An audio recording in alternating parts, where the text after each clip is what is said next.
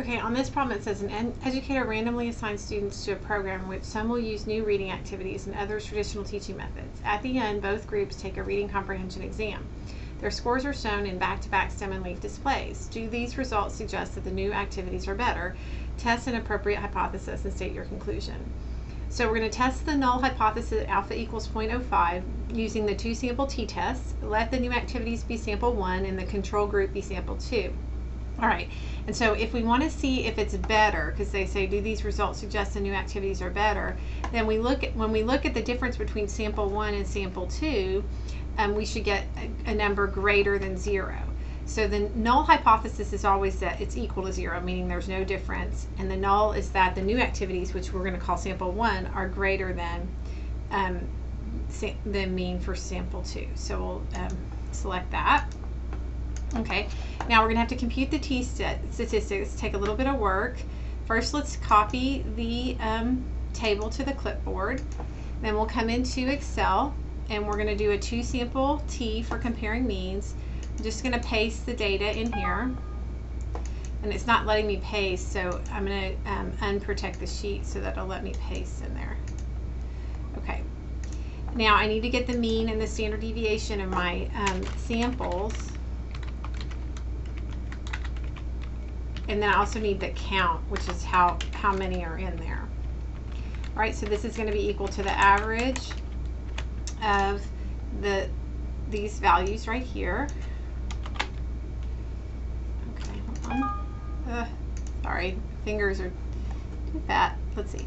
All right, so equals average to, actually I want to go just to D17. All right, and equals the standard deviation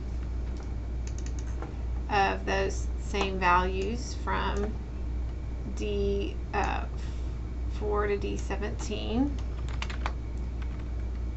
All right, and then the count, I just want to know how many numbers there are in that total. I mean, I could count them by hand, but the count command will count them, so there's 14.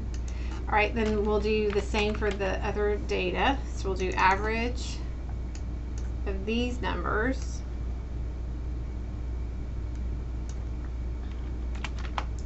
And then we'll do the standard deviation as well.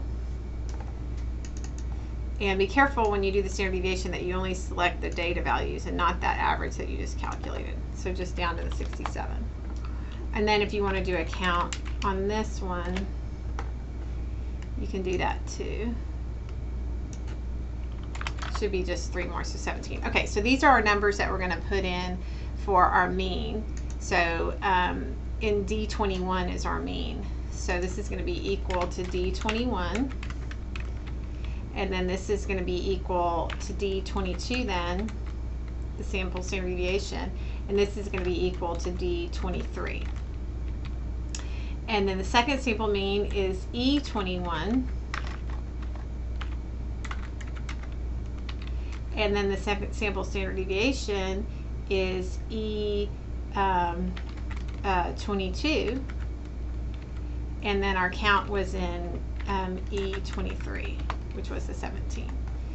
Okay, and so now we can get our t value to be this number right here, 1.966. Hopefully, if everything got in here, you might just want to double check. Okay, so 1.967 rounded to 3 decimal places.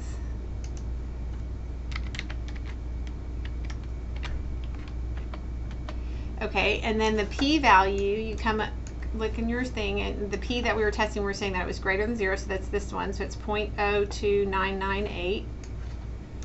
And they wanted it to 4 decimal places, so that's 0.02998. It's too many decimal places. 1, 2, 3, 4, so it's actually 0.03. And then that p-value is less than 0.05, so you will reject the null hypothesis. There is evidence to suggest the new activities are better. Okay, I hope that helps.